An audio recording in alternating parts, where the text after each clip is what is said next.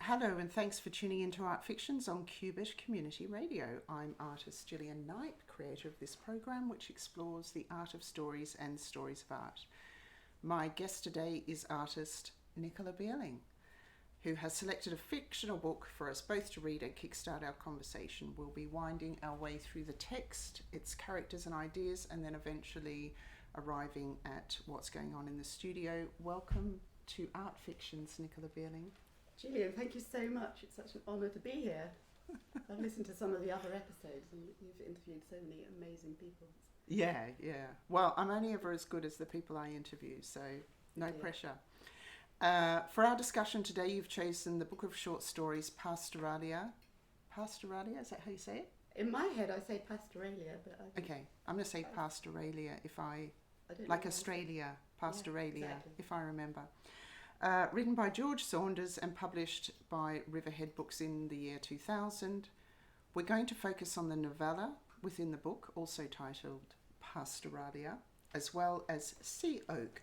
But they are just two of the 6 stories which are snapshots of contemporary American existence delivered in a deadpan, razor-sharp tone and shrouded with dark humour. NICOLA, why did you choose this book?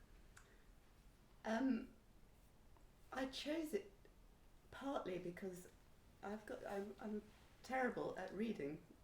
I'm one of those people that, or perhaps I'm the only person who can read a book. I think this book is amazing, it's wonderful, it's the best book I've ever read. And then 2 weeks later, I can't remember the title, the author. That's not a bad thing. I do that all the time. Do you? And I thought it was some sort of brain problem like that. and then I read a writer who did exactly the same thing, because she said, I can't store all those books in my head when I'm doing my work. Okay. And I thought, hey, I'm in good company. But when I read this book, which is I think about 10 years ago, it stayed with me. And when you asked me to choose a book, I was thinking, what can I choose? And this sort of presented itself as an obvious choice. And also, when I first read it, somebody recommended it to me by saying, you've got to read this book. It reminded me of your work. Yeah. And I, instantly hackles go up, bristle, you think, what do you mean it reminded me of work? And then I did read it and I thought, this is amazing. Absolutely. It is very connected to your work. But what is it about the book that you feel, yeah, this is me? Not you personally, but this is my comfort zone of the way I think or the way I observe the world, or something I can connect with about the way the world might be observed. Well, lots of things. I mean, obviously the dark humour and a lot of the characters in the stories is kind of, well, that they go along thinking they're heroes in their own world, but they so aren't. They quite often have bleak lives, and they're imagining everything is great. And it's dark, it's funny. I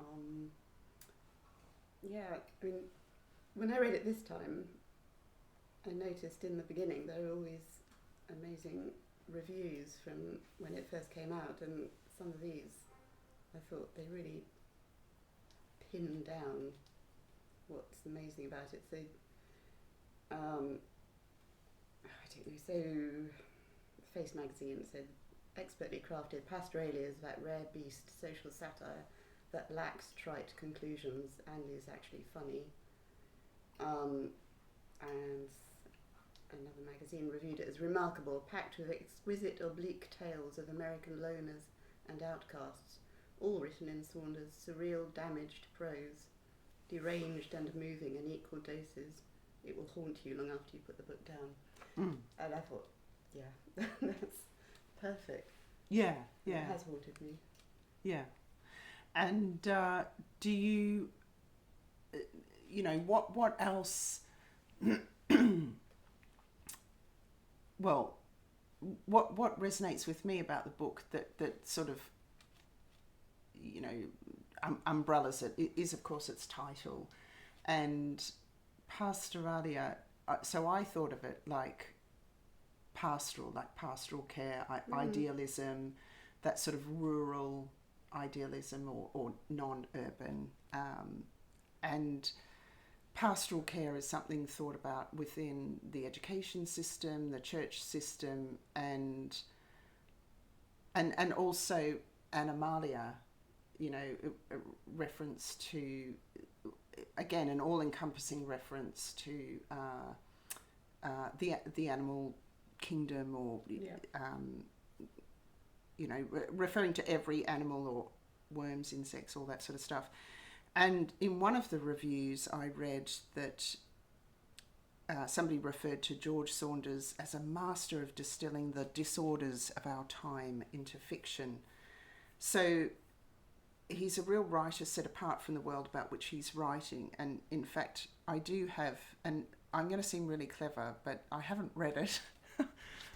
I do have his book, A Swim in a Pond in the Rain, in which 4 Russians give a masterclass of writing, reading and life. So it's basically stories from Chekhov, Turgenev, Tolstoy, Gogol, and then he offers his interpretations of them, and he's got every right to do that because he is a university professor.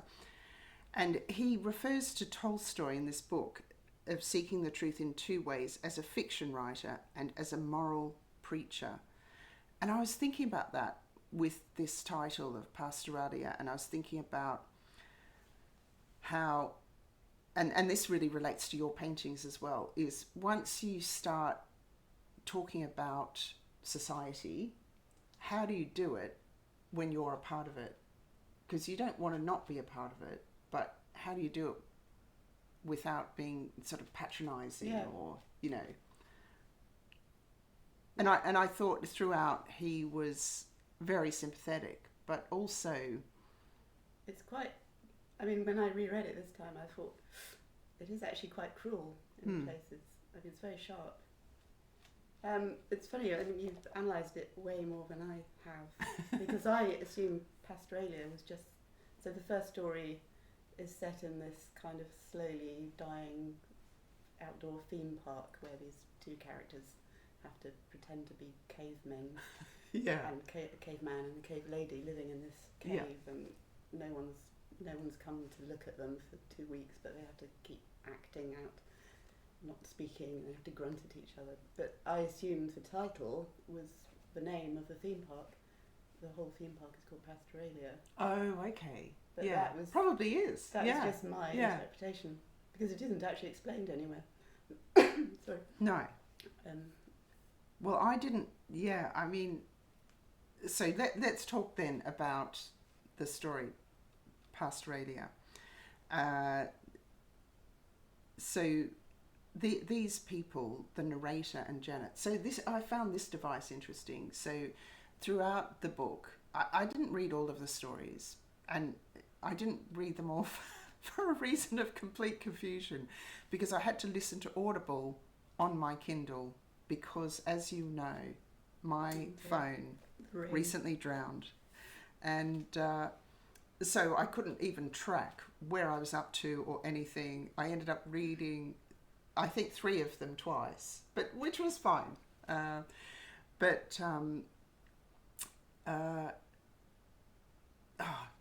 got onto a completely different track, but that's so you're talking about the characters.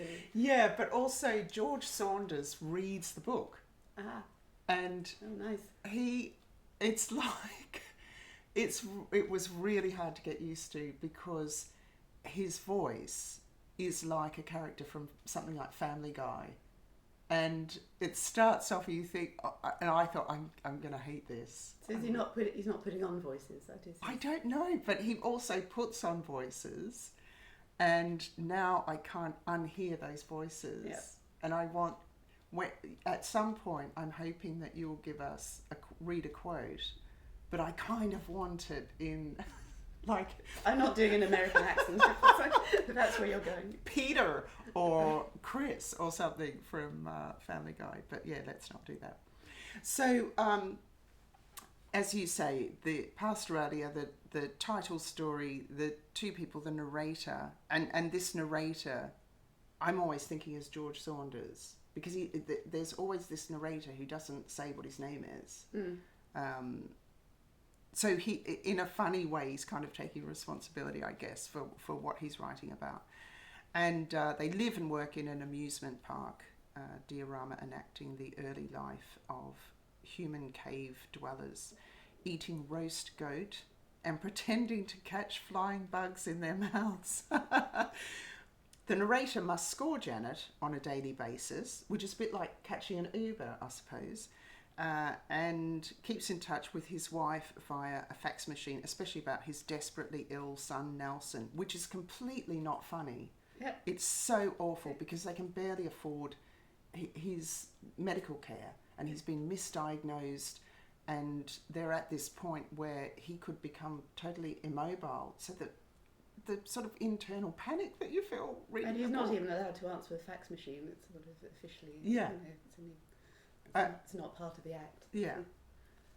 But thinking of that setting of the cavemen, the cave people, I don't know, I just immediately thought, well, have we improved? Have we improved any?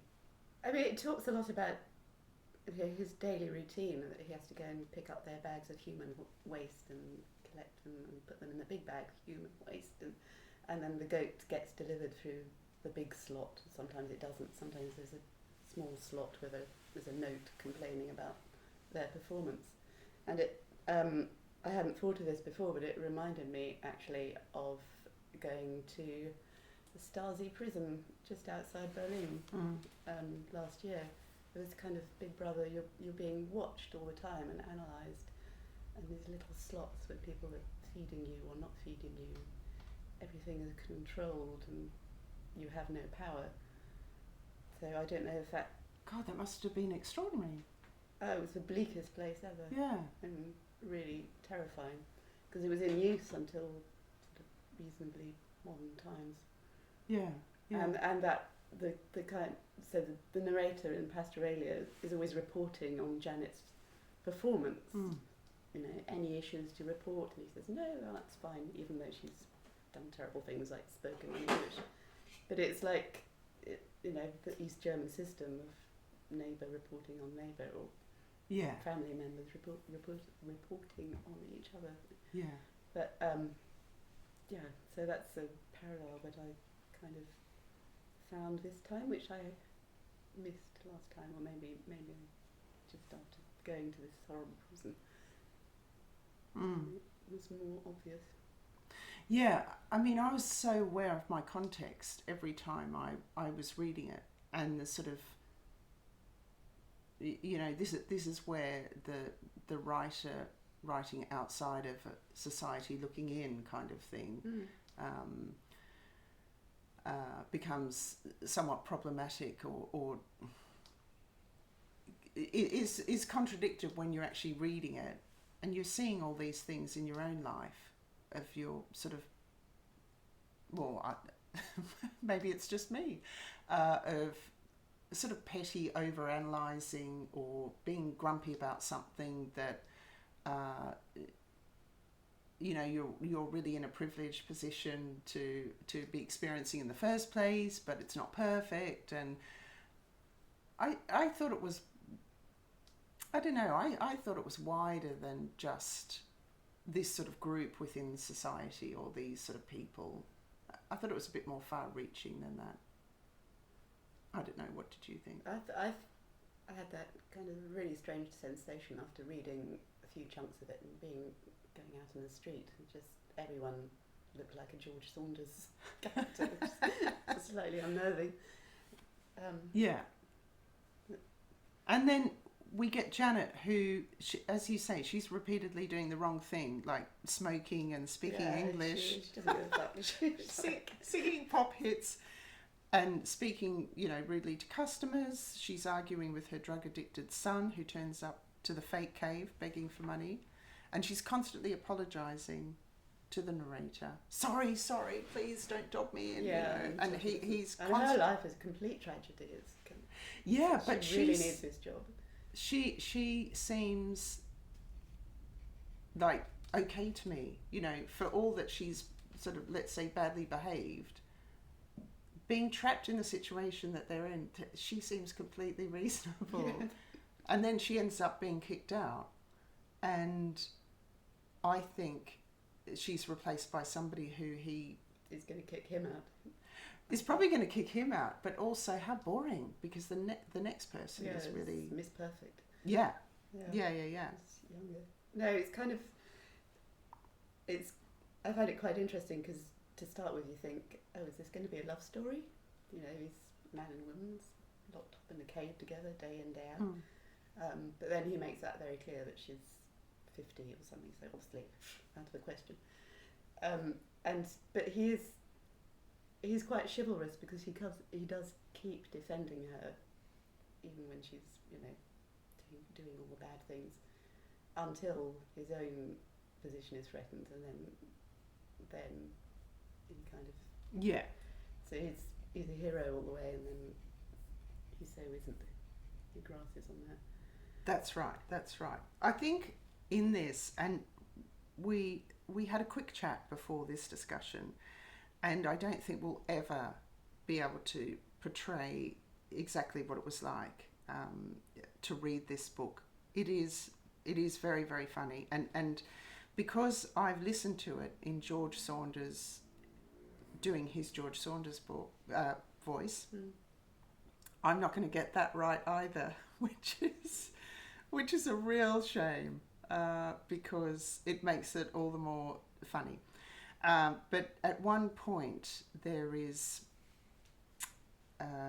the Marty who runs the employees only shop, and he's dictating a letter to his son who's in boarding school, and he's saying, excel, be excellent, do what they ask. But when George Saunders says it, he's saying it in some sort of, I don't know what the accent is, like Jersey meets mafiosa. Yonkers. You know, in your own private mind, think what you like, only do as they ask, so they like you, and in this way you will succeed. It sounds nothing like what I just described, but described it. He's shrieking in the text, yes. And it's like, I don't want to put the pressure on, son. I don't want to put the pressure on, son.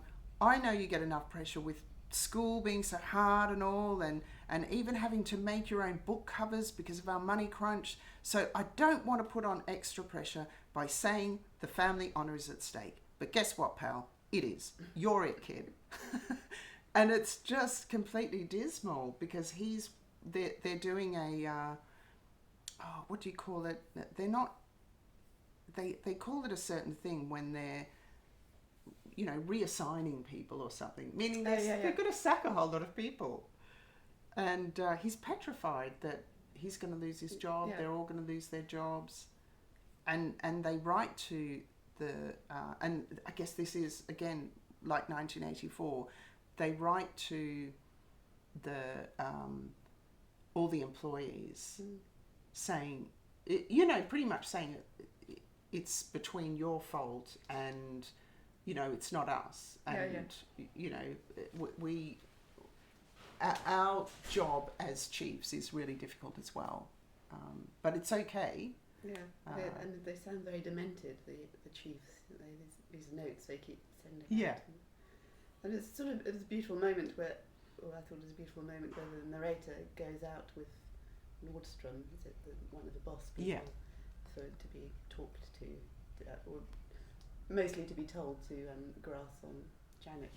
But in the middle of his conversations, it's just a moment where he notices a white fluffy thing floats down through the air and lands on the hairs of his arm. He plucks it off, and I just thought that's so. It's the sort of thing that does happen when you're talking to someone. You think, oh yeah, what's that? Yeah. No, it's just an odd aside, but I think the writing is beautiful. Yeah. Yeah. And that sweet little moment of I suppose, I mean, I can't remember that, but it sounds like a sweet little moment of just a jolt of reality. You know, this is really happening. I'm physically world, here. Yeah.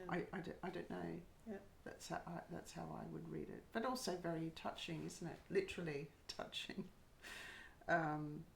Nordstrom, of course, is horrible. You know, he's absolute. He demands absolute honesty when he is completely, so horribly dishonest.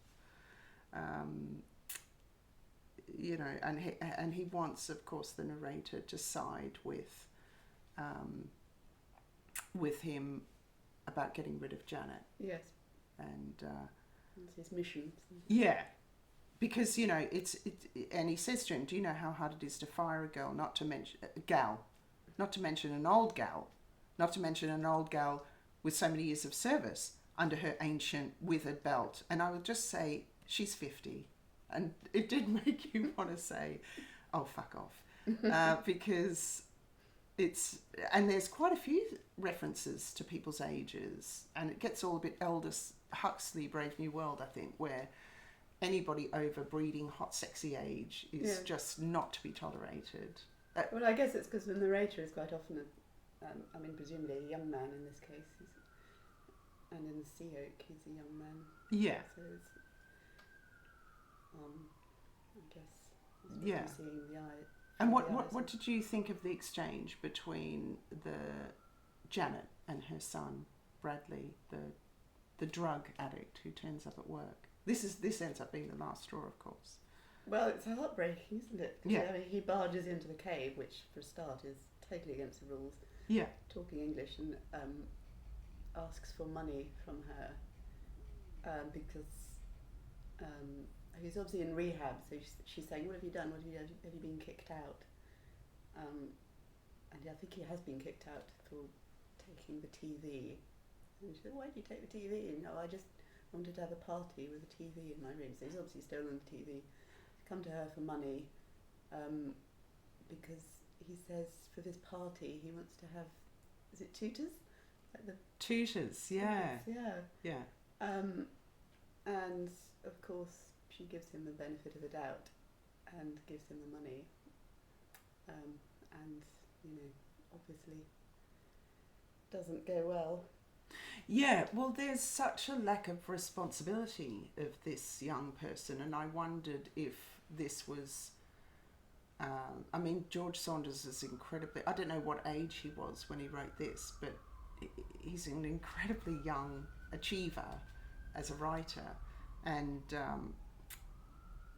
I wondered if he was saying this about the sort of younger generation, because he obviously works at a university, he must talk with his students, and I think he was 40-ish when he wrote it. I think it was written in 2000. Yeah. Thereabouts. Yeah, well, he'd been teaching for about 20 years by the time he'd written this. So, so that sounds about right. But Bradley, he gets kicked out of rehab, as you say, and he said, he's saying, I didn't steal anything. I just borrowed the TV because I felt that if I had the TV in my room, I would get better more quickly. But, the TV was boring, so I wasn't going to get better. And if the TV had have been much more entertaining, I would have gotten a lot better. So it was, so it's not my fault. Yeah. And then I thought I'd have this party because everybody was being so kind to let me have the TV in my room so that nobody else could watch TV. So I thought, I'm going to throw them a party to say thank you. And then I sell the TV, I get the money, and he says, and I'm taking the bucks that I got over to the party place to get some things for the party. But then I've got this problem with substances, and so I all of a sudden wanted some substances, and then I ran into some guy with some substances, and that guy totally fucked me by being there with those substances right when I had some money. He didn't care one bit about my recovery. And then his mum, Janet, says, maybe he should go home. Oh, the group would love this. You're telling a very troubled, inadvertent substance misuser to go home and live with his terminally ill grandmother. Grammy's always like, get me this, get me that, sit with me, I'm scared. Talk with me, I can't breathe. I'm 24, Ma. Babysitting gets me down. And you think, is this the next generation? Really? What? He's 24, but he's going on 9 years old. Yes. Honestly, it's not my fault. He's awful. Yeah. And then the grandmother, the other tragic part of Janet's life, that her mother has to be turned over in the bed all the time because if she stands up, her lungs fill up with blood, which is such a horrible image. Yes. So poor Janet has got all. I don't know why I'm laughing. This is awful. So but that's the thing about it. We're all laughing. And it's awful. So you're reading, and it's so deadpan, and you read along, accepting, and you think, what? What did you just say? And it's a constant series of doing that. Almost every sentence is. Yeah, definitely. One of those moments. And then the other story that we're going to talk about is Sea Oak. And Sea Oak is a place where the narrator is a male stripper at Joysticks. What else is it going to be called? And he financially supports his sister Min and his cousin Jade. They all live together with ever-suffering but optimistic Aunt Bernie, who works at Drug Town.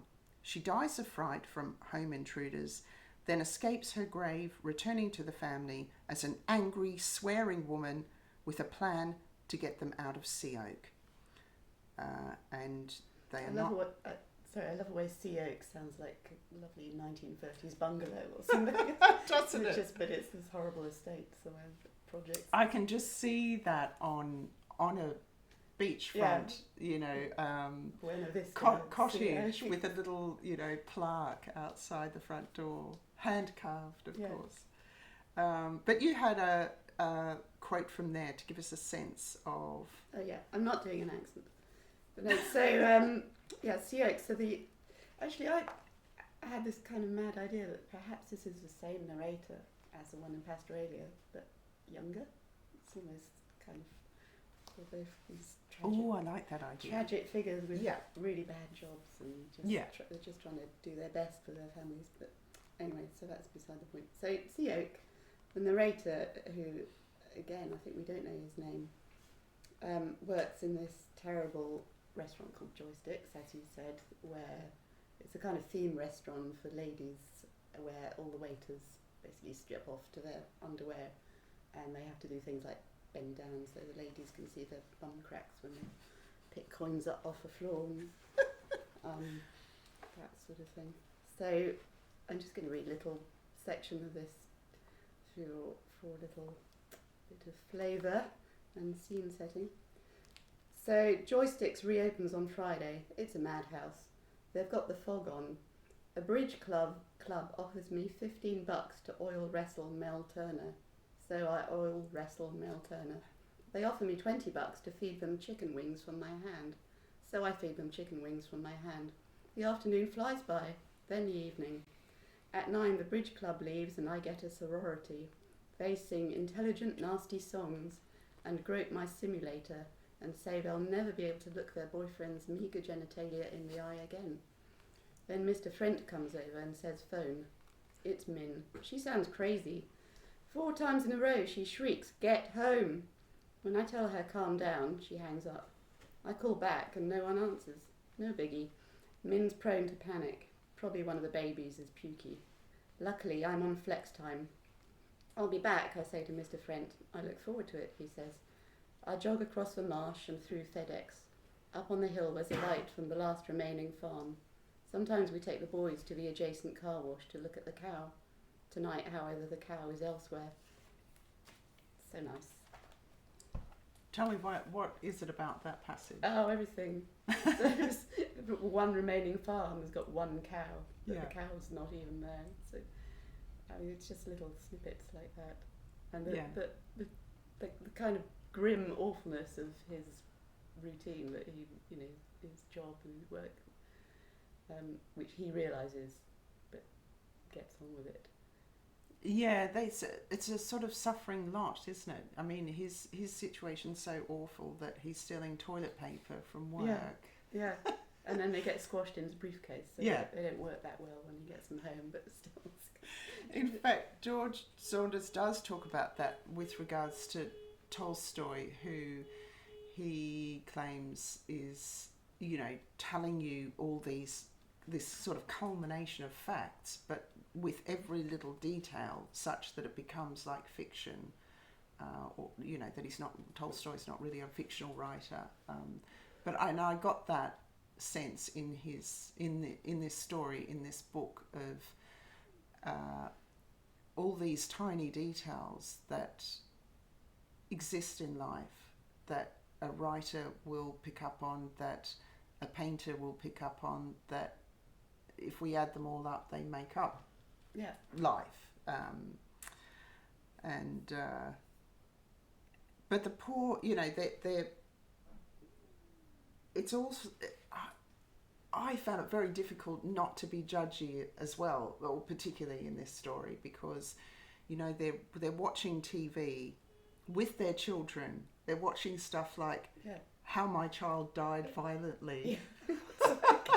It's awful. Not funny. Awful shows. Yeah. And there's some scenario where a 10-year-old has killed a 5-year-old. Yeah, and the audience is screaming at the parents because they're forgiven I don't know. Yeah. Oh, yeah, that's right. I forgot about that. That's true. Yeah. In that section then, when he talks about this group of the sorority group that comes in and starts singing nasty, intelligent songs, you can just see them, can't you? We all know those people. Yeah, but we're all very civilised because we're using, 3-syllable words or whatever. And they also have poor Aunt Bernie who dies. She's so optimistic, and yet she's had no dates, no kids, no life of her own. She's looked after her grandfather until he died, and then he left the house to somebody else. So another woman they'd never heard of. Yeah. So she's never ever gotten a break, but she's not bitter. She's always content.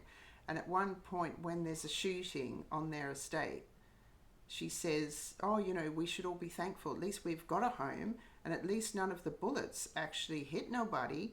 And there's a toy duck that gets a bullet that breaks its beak. And Aunt Bernie says, it looks like a real duck now, because some of them don't have perfect beaks. It's just ridiculous.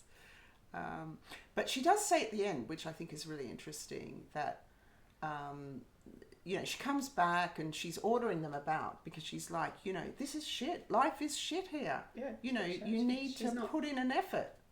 And she sorts out how they're going to put in an effort. So the narrator has to show his dick at work all the time to the customers. And one of the women has to learn how to cook, and the other one has to go and study or get a job or whatever, and they have to improve their lot. They have to get out. But you get the impression they're going to improve their lot, just the most minimal step, but they are going to improve it, because she can see this. She's got this prophecy that one of the kids is going to be killed in a crossfire.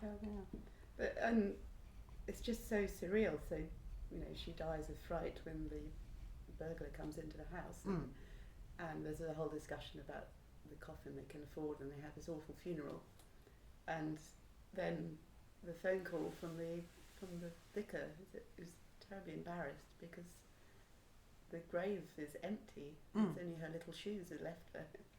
So it's great, shock and horror that the grave has been robbed, and then she turns up sitting in their living room.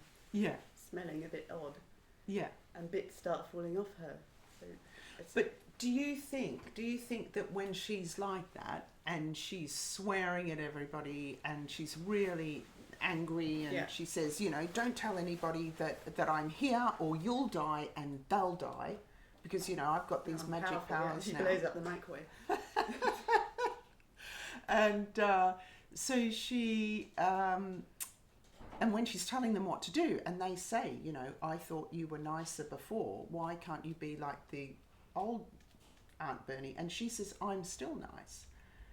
And it's just this one little moment that I think, okay, that's interesting. Is she still nice? Do you think that's the right thing to do? You know, a bit like Marty's saying to his son, you know, just do whatever they say. Just make sure they like you, make sure that you're accepted. That's the way to get ahead in life. But it's kind of true. Yeah, well, she's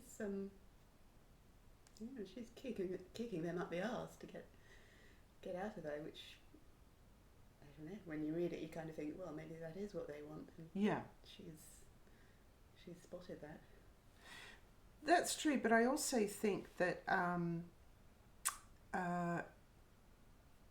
you know, in the story The Falls, Morse is living in his embarrassingly small rental house, which, you know, nevertheless is the best that he can do, and he knew he should be grateful, although at times he wasn't a bit grateful. At other times he was quite pleased with the crooked little blue shack covering in peeling lead paint, you know, so quite noxious, and felt great pity for the poor stiffs renting hazardous shitholes, even smaller than his hazardous shithole. And there is a bit of that, you know. I thought no matter what Aunt Bernie, you know, pushes these people, young people, to do, it's only going to be a lesser shit version of the shit version that they're living in, but maybe not dying. Next job is probably going to be in a cave in Pastoralia. But maybe that's a step up. And it all just completely comes around.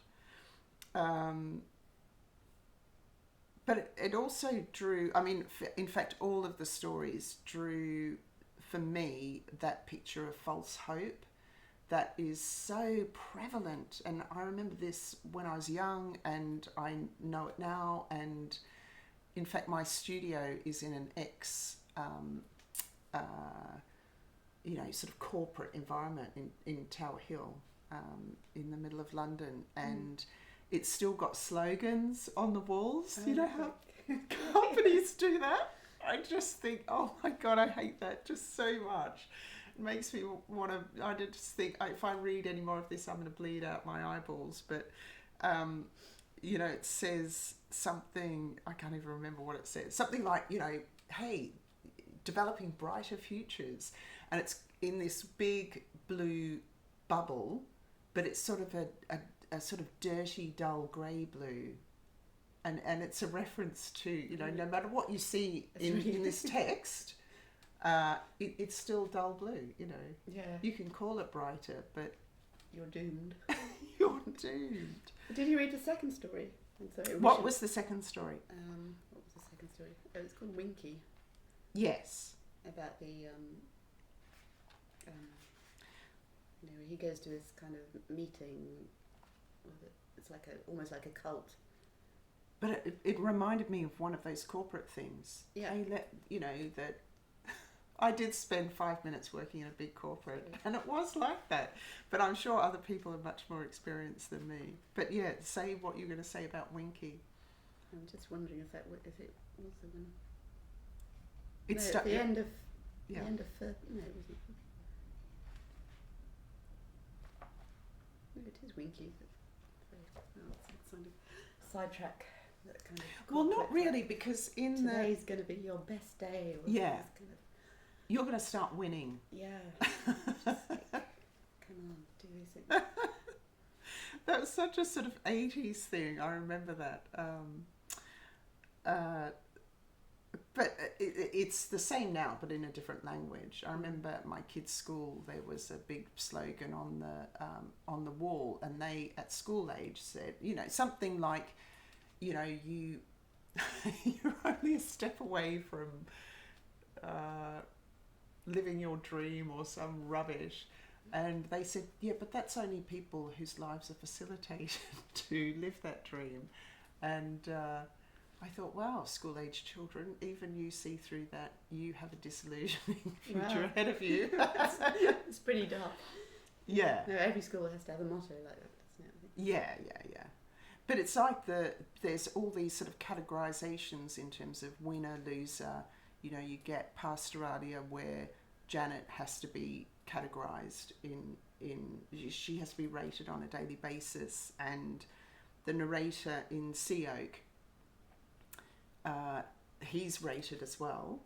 Yeah, and so they've got categories, haven't they? yeah, so the categories Stinker. are knockout, honey pie, adequate, or stinker.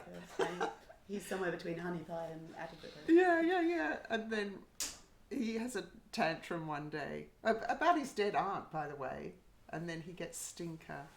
But in Winky, it's the same thing where they have people wearing mass-produced paper hats, and the white hats were beginning to begin, and the pink hats were moving ahead and beginning. The green hats were very firmly beginning, and all the way up to the gold hats who had mastered living, in inverted commas, and were standing in a group around the snack table, whispering and conferring and elbowing one another when someone in a lesser hat walked by.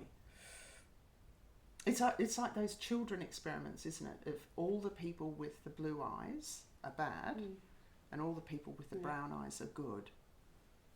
It's just like every day in a playground, isn't it? Yeah, It's kind of, yeah. it's a grandiose version of that. So we're all a bit terrifying. Oh no! I think we are. Do you think that's a message? Maybe it is the message of the whole book, that we're all somewhere in there. Yeah, though. Or we are if we get pushed enough or squeezed into a tight corner enough. Yeah. Or put in a cave. Yeah. Yeah. Or a very small apartment. Yeah. And it's like the idea of being sort of all squished into something called, I don't know, humanity, society. And I am making a sneaky segue here to your practice, because you have these images that you've painted of people on islands all squashed together. Well, yeah. The little humanity, the little island of humanity. Yeah, those paintings were done, actually I'm not sure what date, but quite a long time ago, sort of 15, 20 years ago, and there are two of them. They're quite large, sort of, well, relatively sort of 5.5 foot by 4 foot, and one is called East Wind and one is called West Wind. So the idea was it's just a very small speck of land in the middle of the sea, full of people. And one of them, the wind is making them all lean to the east, and the other one they're all leaning to the west. And I found it very hard to read their faces, and it did remind me of the book of I don't know what to make of this. Is the world okay? Is the world not okay? Do I need to think of the world being okay or not okay? Maybe the world is just complicated.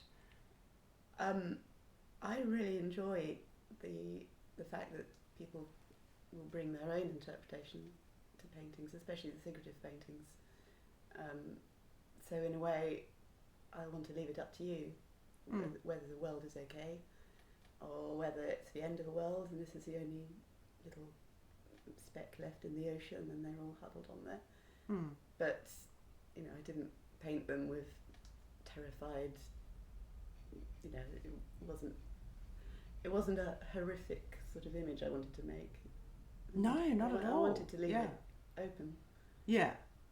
I mean, in some way, so me bringing my interpretation to those paintings, because that's the only lens through which I can look, is my own perception, is almost people being more bewildered than anything. Yeah, exactly.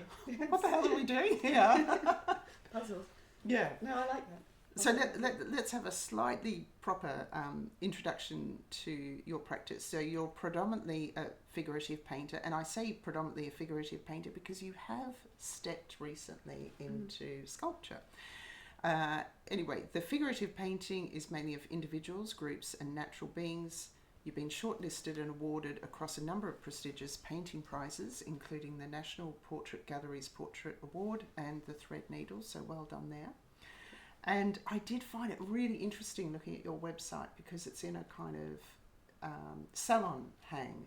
So I'm making up little stories and connections. I wanted to draw little arrows amongst all the pictures and highlight some, all these sort of interconnected works and storylines. So what's the story behind stories in your work?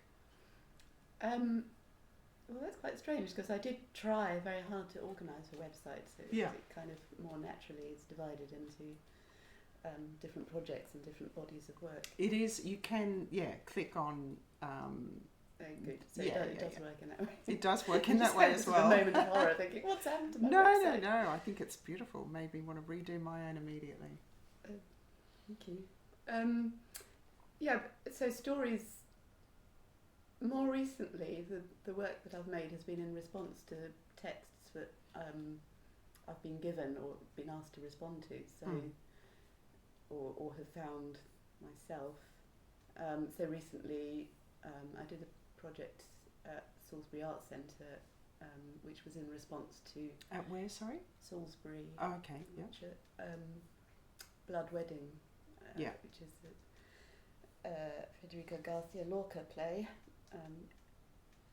Fantastic. I mean, I didn't know it before I was asked to make the work, so I had to quickly read up, and I read everything that I could get my hands on by Lorca and about Lorca. So,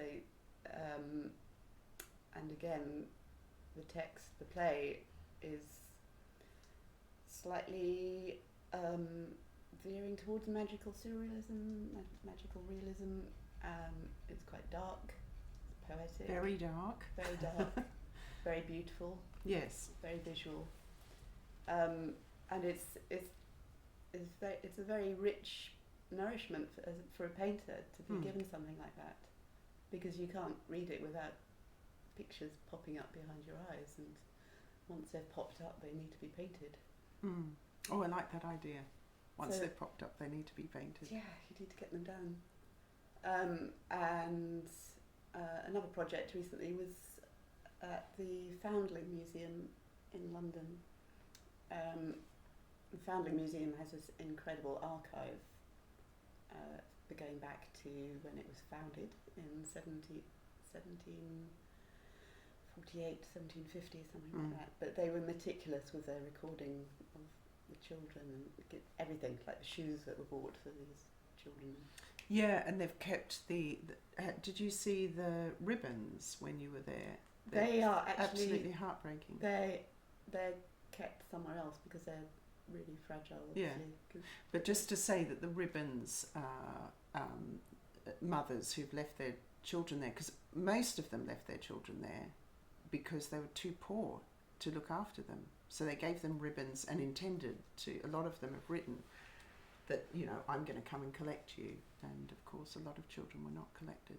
Yeah, I mean children were left for different reasons over the years of the history of the hospital, but that kind of collection, I mean, it's not just ribbons, it's sometimes just a snippet taken off the dress of the mother, which is kept with a record of the baby when it was admitted, and so that collection of textiles is now one of the best resources for working class fabrics from the 18th century, because museums are full of like very smart dresses and grand ladies' ball gowns and things, but actually what working people were wearing is less preserved.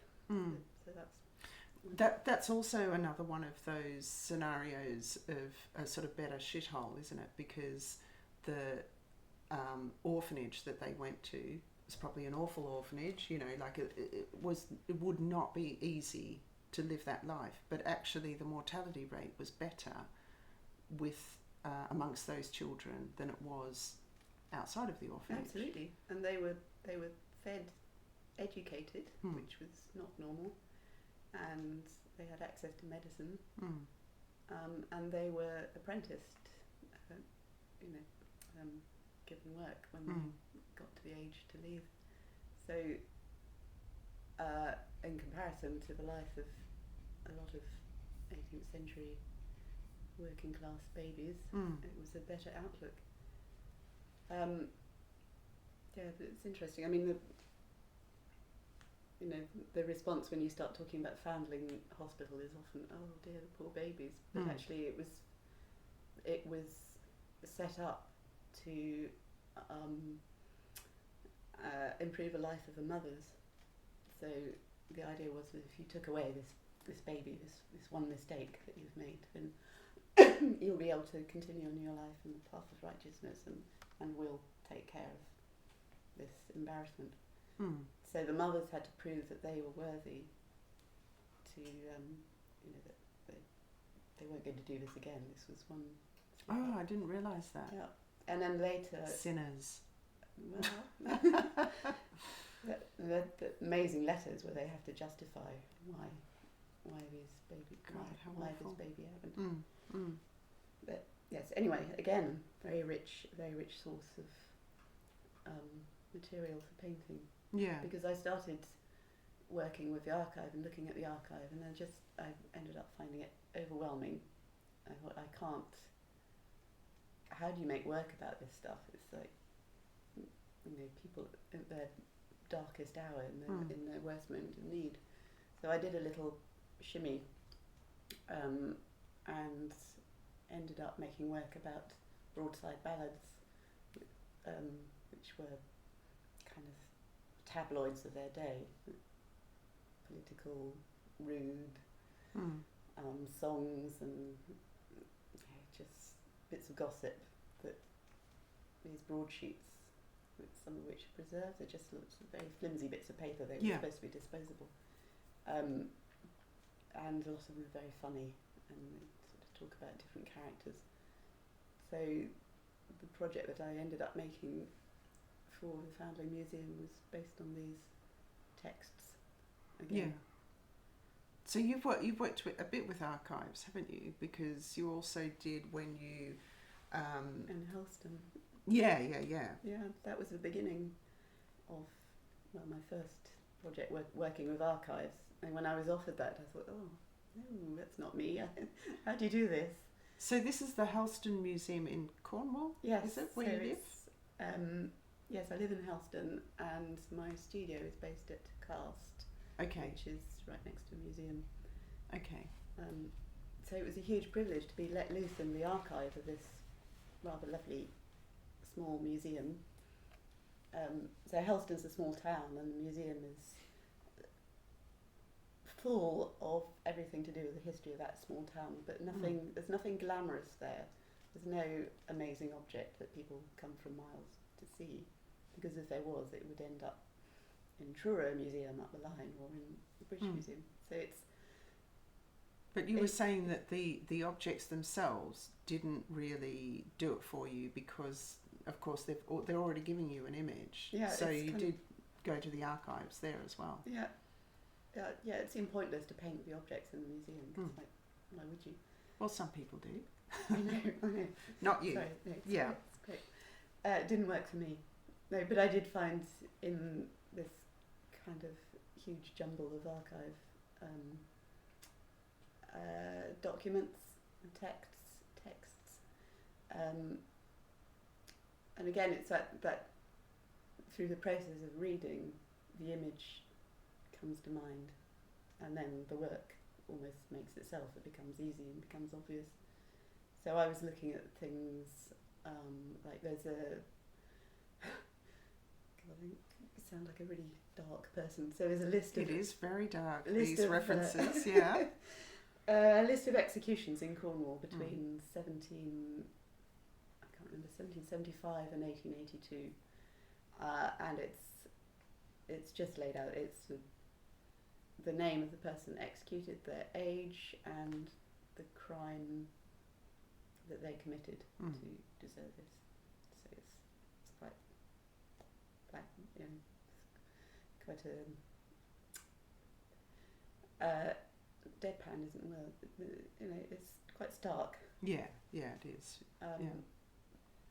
And I kind of resisted it, because I thought this is not something to make a painting about, but as an object it stayed with me, and I did end up making this quite large painting where I made the figures, and the figures are all there committing the crimes, but they're in silhouette. They're not. They are kind of beyond time and place. They're little stick figures. So it's quite black and white. But then, at some point, I think it was in the summer, and all Cornwall, May and June, beautiful, and then there was honeysuckle everywhere, and I just noticed this one day, and I thought, this is what I need on this painting. Mm. So all this horrible kind of mass of stick figures committing their crimes is partly obscured by the veil of honeysuckle, which in some way made sense to me because it seems how we view history. It's kind of slightly obscured. We can see some bits, we don't get the whole picture. It's slightly prettified and sweetened. So that's the story of that painting, which is now called Capital Crimes in Cornwall, Partially Obscured by Honeysuckle. Yeah. Strange title. Well, you've got a lot of those paintings which have a lot of people in them. You've got paintings, for instance, I'm thinking of the ones with lots and lots of faces. So one of them is actually called Crowd, but one of them is a reference to lineage and you and your family, and they're really large paintings with... ancestors and descendants. Yeah, self-portrait with ancestors and descendants. Yeah. So like seas of indistinguishable faces, and then you've got shoals with lots and lots of fishes around, and Paradise Island with lots and lots of monkeys, and this sort of thing of sort of mini worlds of all these people or animals or fish together. Yeah, I think that there is one thread to my work, which is this idea of a repeated motif, which I have used quite often, and I think there's something... I think to look at visually, it's quite enticing because you were drawn in initially thinking, oh, it's just a mass of identical images, but then you realise it's not, so it draws you in, and it's also, I find them quite soothing to paint. So you're painting something and making individuals slightly different. Yeah, because that's one of the things that I felt was a difference, a fundamental difference between your work and the book, which was there is, or maybe I found it difficult to find in the book, there is a sense of hope in your work, in the way that it's just really beautifully painted. So, and everything's so sort of watery. I mean, water is a theme, for instance, in your work, so far as, you've got lots of partly submerged individuals. Some of them are horrific. Oh. One of them, not horrifically painted, but Which one is of them is like, it's either titled, but it's of somebody in boiling water. Is it called Boiled? It's called Boiled, yes. So it started with one called Frozen, and they are just single figures. Yeah. Mostly submerged, just a head sticking out of the water. So what you would see is a calm head. Actually, not with Boiled. I think it's different. Got a different thing going on. But there's some of them are surrounded by jellyfish. Some of them are surrounded by bait. So they started having sort of foodie titles. So I had Jellied, Boiled, Frozen. Can't remember what else. This is quite strange, but that wasn't the idea. It was just this idea of what you see above and what's going on below. They do feel like the glass half empty, the glass half full kind of thing, because I'm not sure if the water's going to rise and rise and rise and then they'll be drowned, or if it's receding, or they're going to start swimming away. There's one that's called a long distance swimmer, which is about to be shown in Plymouth. Okay. And you just see this little head, but he's been swimming for so long that his whole body is encrusted with mussels and sea creatures. But going back to the book, I think something that I think kind of relates to my paintings is this idea that the deadpan nature of it, that you, with the paintings, I want quite often to kind of create a beautiful looking image. So from across a room you think, oh, that's nice, what a lovely painting. And then as you come closer you think, oh, what? And you get this kind of double take of what's going on here.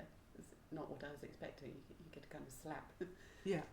Which I think is something that happens in George Saunders, that you're reading and then you do the double take. Well, like we were doing before, we were laughing about that horrific thing of how my child might die or whatever. No, you can't say that. Or that other. There's another story. There's another show of that the worst thing imaginable or something.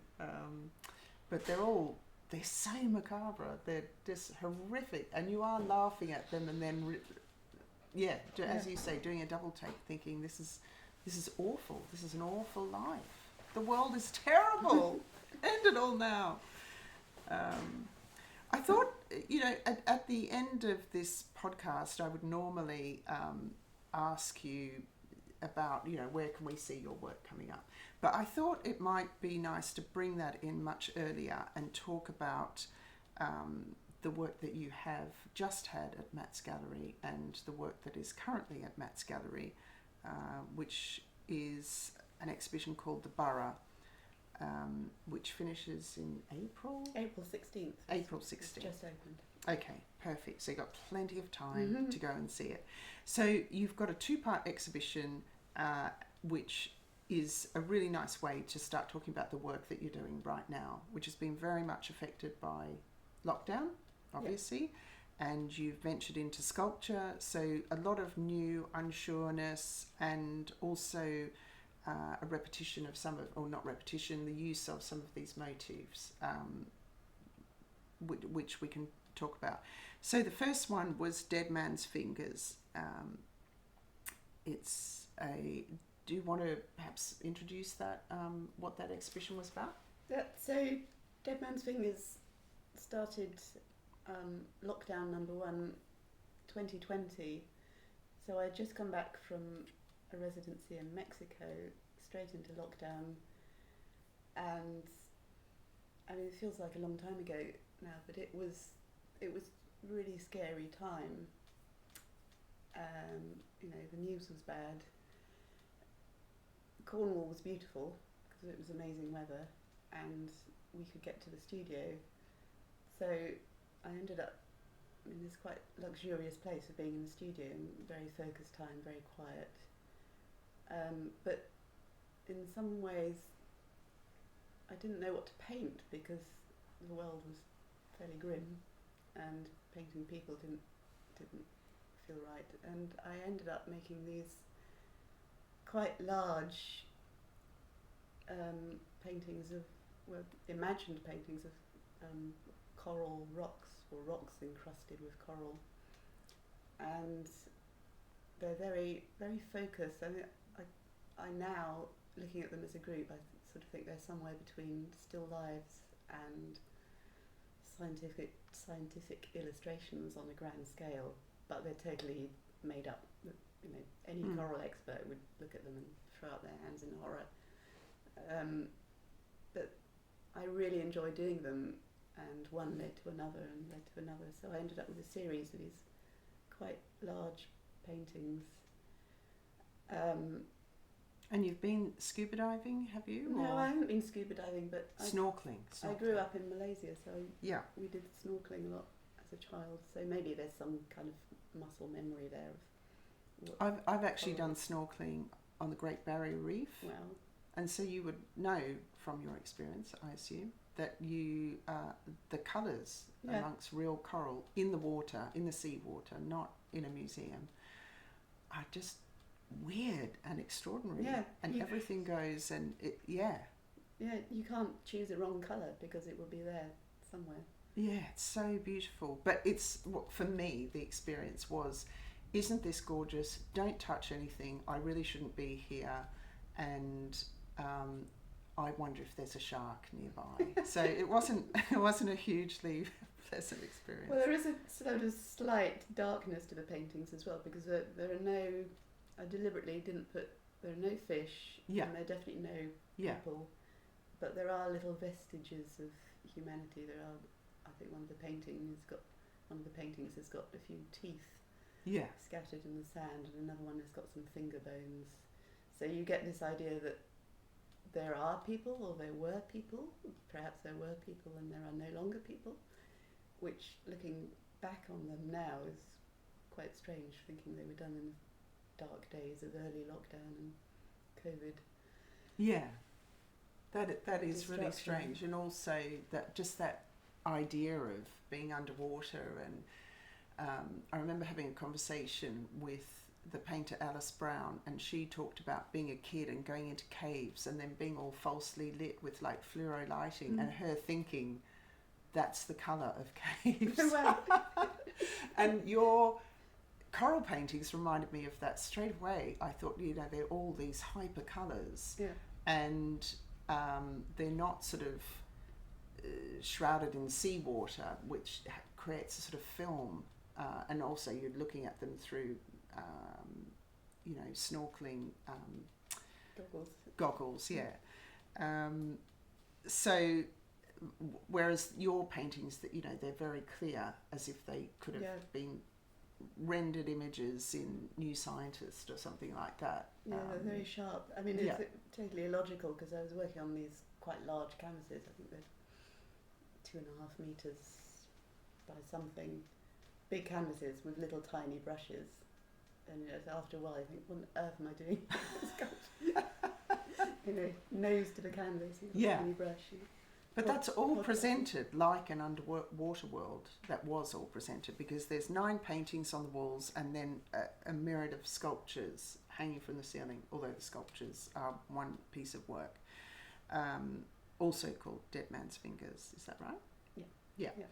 And the sculptures are made of a collection of detritus from the sea and everyday objects, like floating, I think you say buoys here, I would say buoys in Australia, rubber gloves, shells, balloons, all hanging from ropes, and they cast sort of ghostly shadows on the concrete floor at Matt's gallery. And they have I took a few photos actually lying on the floor looking up at the sculpture. It's compulsory. Absolutely. But you took a photo of your dog, you said, for dogs. Now, this is, you really can't say this to many artists, but my dog hugely approved of your sculpture. She does accompany me to quite a lot of exhibitions, and she's all for sculpture and film. That's her 2 areas that she likes the best. But oh my God, through her, I sort of had this sense of, she's quite terrified of things in the sky. So what are those people on, like paragliders? Absolutely terrifying. Quivering. I can relate to it. A large bat. Flying people. But that thing of being underneath something, she was quite frightened when she went into the space. And then I don't know whether she didn't pull anything down, but she just found it incomprehensible, that thing of being under something. That's really interesting. Yeah. My dog wouldn't even notice sculpture. But also, very erudite. It was very much what the exhibition for me was like, that you were submerged, you were underwater, you were in this whole COVID lockdown trapped experience. Although it's quite beautiful. Look at you being very hopeful, finding all that beauty somewhere in all that experience. I was quite pleased that a lot of people commented that it was quite creepy and quite dark, because I didn't want it to be too beautiful at all. That would have been wrong. But I mean, I still feel slightly uncomfortable calling them sculptures, because I think you have to be a sculptor to make sculptures. And for me, they're almost an extension of that thing. Everyone who walks along a beach ends up picking something up. Whether it's a stone or a shell or something pretty. And it's like I've been doing that and got carried away, and then hung them all on the gallery ceiling, and that's what you end up with. But and also it's as if the paintings have come to life, have kind of crept out from the walls and become these three-dimensional embodiments of the objects in the paintings. Yeah, I thought they offered a sort of support in some sort of way as well, and they're fixed onto the ceiling on these wooden blocks where, because of the separation between them, I got a sense that it was like those I'm trying to think what they are, like those puzzles where it could all join at some point, or all drift further away. Do you know what I'm talking about? Sort of like particles, I suppose, that come together and separate. Yeah. They all felt very connected to one another. Yeah, I think they had to work as a mass.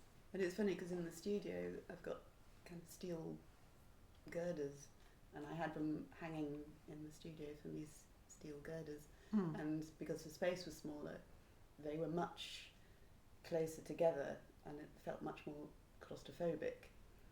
So I was a little bit worried that the space at Matt's, because it was that much bigger, it was going to be more, they wouldn't be so cohesive, but I think they did have conversations with each other quite well in the end. But they are like another group, like your thing of returning to lots of groups of people or animals or bugs or fishes, etc. Because coral live in colonies. They are all another type of group. But in that exhibition, there was also one painting. I think was it called The Hand That Feeds? That is the hand that's going in. No, it's called Too Long. Too Long at Sea. Too Long at Sea. Yeah. Sorry, The Hand That Feeds is another painting, but Too Long at Sea is a hand thrust into the earth, and into the sea. Yeah, sorry, into the earth of the sea, and the sea itself, of course, where you. It's for me. It connected to that sort of sensory depiction that goes on in some of your paintings. One of them, I was thinking, was Feeling the Fish, where you've got somebody putting their hand in a pond. Another one is The Hand That Feeds, where you've got a hand being consumed. Each finger's being consumed by what looks like 5 little baby crocodiles. Little lizards. Lizards, are they?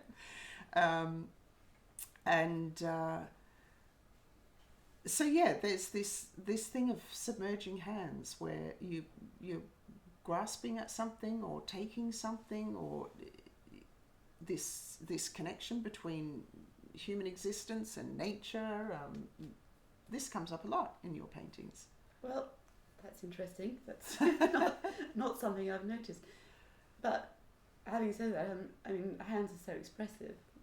I mean, you can have a painting with a hand and not have to put any more of the person into the painting, and it will tell you a lot. And I tend to go around exhibitions, like I went to the Alice Neal exhibition at the Barbican the other day, and I was just drawn to the hands, because she does this amazing, very certain blue line, and the hands are beautifully drawn in this blue line. But yeah, it's not. I'm not aware that I'm a hand painter on purpose. Yeah, I suppose it's more the instead of the hand, it's almost like the figure. The single figure, the single arm, the single hand. Yeah. They do the same job. But it kind of leaves you to make up the rest. Yeah. As you would like to. And in that exhibition as well, there's a sort of segue to the next exhibition, which is a painting called Drowned Boy, and I read that painting quite differently. I read that painting in the exhibition Dead Man's Fingers as a question mark, I suppose, because I thought of, is this a reference to all the things you might find under the sea? Coral, boys, shells, etc., or is this a biographical reference, and sort of demonstrates the importance of context? But it sort of preempts the Borough, which is the current exhibition now. It was included in the Dead Man's Fingers show, but it's actually the first work from the Borough, and it sort of acts as a bridge between the two bodies of work. Yeah. So the Borough, the exhibition that's on now, is all based on a poem by George Crabbe called Peter Grimes. And Peter Grimes is one section of this long poem George Crabbe wrote in 1810, which is called The Borough. And Peter Grimes, people often know the opera or have heard of Benjamin Britten's opera, same name, Peter Grimes. But Benjamin Britten came across George Crabbe's work in 1945, I think. Actually, E.M. Forster wrote about George Crabbe in 1941, and so Benjamin Britten became aware of him, and he found a second-hand book of this of the Borough, and so he wrote his opera from that, or with his librettist Montague Slater. They wrote the opera together. But the poem itself, Peter Grimes describes a fisherman in this fictional town, which is based on Aldborough in Suffolk, and the fisherman is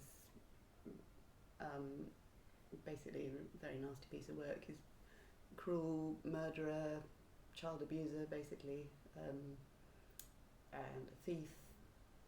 And the story is that he goes to London and gets himself an apprentice, and the first apprentice dies in mysterious circumstances, so he gets another one. This one also dies, and the people in the town obviously know what's going on and don't really intervene.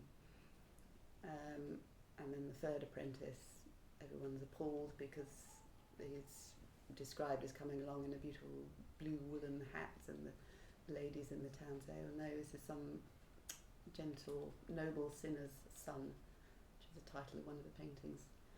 And of course he dies as well.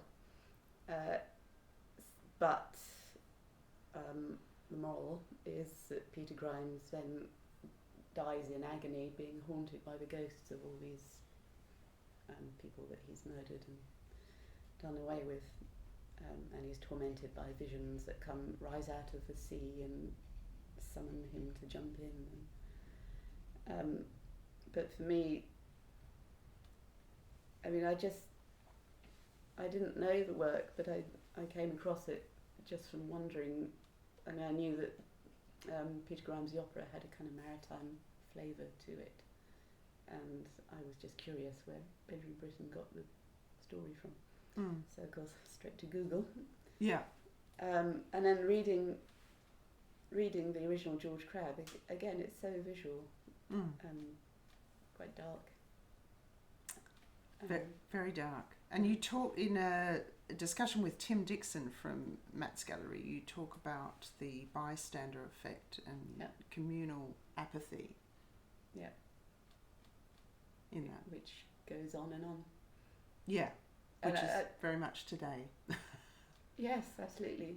And it you know, that makes the whole story even darker, because everyone knows this is going on. They can hear these apprentice boys being beaten and crying, and they can see them starving, and all they say is, hey Peter, give your boys some food, or one of the apprentices climbs a mast and then falls into the hatch where the fish are kept, and the townspeople just say, oh, well, if you've got boys that climb, then keep the hatch shut. There's actually an amazing Sidney Nolan painting which is called Peter Grimes' Apprentice. Oh yeah, of course. Yeah, the boy in amongst the fishes. Yeah, although, I mean, it's true that they all know what's going on and choose to ignore it, like we all know what's going on and choose to ignore it, maybe in a,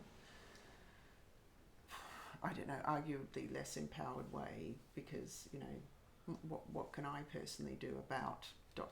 that's going on with, I don't know, raging global capitalism or whatever. But in this story, you get a sense that they could perhaps do something and won't. But they're quite sympathetic to him in a funny way in the end. Oh dear. You know, because he's suffering. Yeah. But he's suffering at his, you know, sort of in his deathbed with these visions. And they seem to be a bit nice about it. Nice is probably too big a word. Yeah, they care for him. Yeah. Which is quite strange, really, isn't it? It's sort of Isn't no that... sympathy for the No. poor apprentice boys. But I suppose it's that way that when people die, they become, you know, almost angels. Peter Grimes' Angel, that's your next painting. Absolutely. So the exhibition includes a lot of paintings of young boys, actually. So some of them are kind of imagined portraits, and yeah.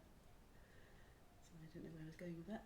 Well, yeah, I mean, you get the you've got those paintings of the boys together, but surrounded in this sort of red. The red one. Yeah. So you get a sense that they're doomed, but you know, and of course they don't ever meet each other in the poem, but they do in your paintings. Sequence. And going back to the crossover painting that we were talking about, the Drowned Boy, which was the first one I made in the series. That's I mean, it's not even recognisable as a boy, but I just imagine this figure rising up out of the sea to torment Peter Grimes. Yeah. Get his revenge. But I think as well, in the paintings that you've done, that depict these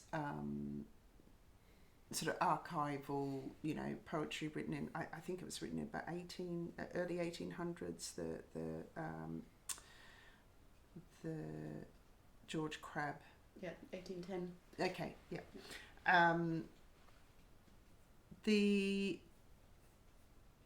There's something about that I don't know, is at one with, but also at odds with the book in a way, because the book gives you this sense of, you know, this is what America's like now. Oh God, it's all, you know, despair, and you know, people are like this and other people are like that, and etc. But it's always been like that, you know. I mean, that's what your paintings are showing us, that you can go into the archives in Cornwall and find, you know, this, I can't remember, Mary somebody or other who's escaped from her charge. What's her name? No, that's she's called Anne Medlin. Anne Medlin, right? I've merged the two names together. Yeah, the absconded apprentice. Yes, going back to apprentices. Well, yeah. It's a very good connection. As well as these, you know, crowds of people, and I guess it's very easy to say, you know, there's something Hieronymus Bosch about it. But are there any other painters or artists that you see have been a big influence for you? Goya. Yeah. Of course, Goya is God. But Bosch, Bruegel, yeah, those are the three main ones, I would say. But, when I was at art school, possibly because my mother is German, I was very into German expressionists, because I almost felt I could claim them as my own. I loved the work. Anybody in particular, or just that whole sort of group? Well, to start with, people like Erich Heckel and Kirchner, but then of course George Grosz and Otto Dix. Yeah. Amazing work. Yeah. Satirical, and you know, actually George Grosz could almost see him illustrating George Saunders if they Yes. met in a parallel universe. Yeah. It could work. Yeah. So, but Goya is he is the one. He's the one. Paintings and drawings, or Oh, and the etchings. yeah. I'm the etchings are just absolutely exquisite. Yeah. For me. Incredible. Disasters of war and all the. Yeah. Coming back to the Foundling Museum, there's one Goya that's I can't remember the title of it, but there's something like "Oh Mother," and it's the woman's body being carried, and it's just completely everything in that one small image. And are you much of a reader? Is there anything on your bookshelf that you can remember? Now you're asking. Not so much a bookshelf, but I've got a sort of leaning tower of Pisa next Same. the bed.